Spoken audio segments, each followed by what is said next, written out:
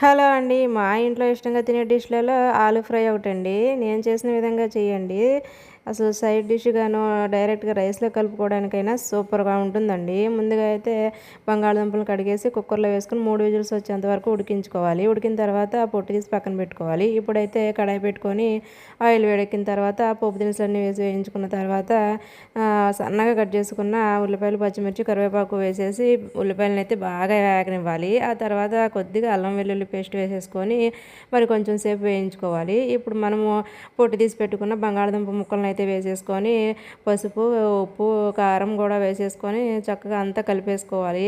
ఇప్పుడు మరి కొంచెం సేపు అయితే మగ్గించుకోవాలి. బంగాళదుంపలు ఉడికించుకున్నాం కాబట్టి ఎక్కువ టైం అయితే ఏం పట్టదు.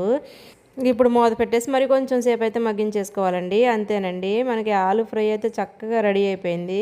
లాస్ట్‌లో కొద్దిగా కొత్తిమీర వేసేసుకోవడమేనండి. వీడియో కనుక మీకు నచ్చితే లైక్ చేయండి, షేర్ చేయండి, సబ్స్క్రైబ్ చేసేయండి.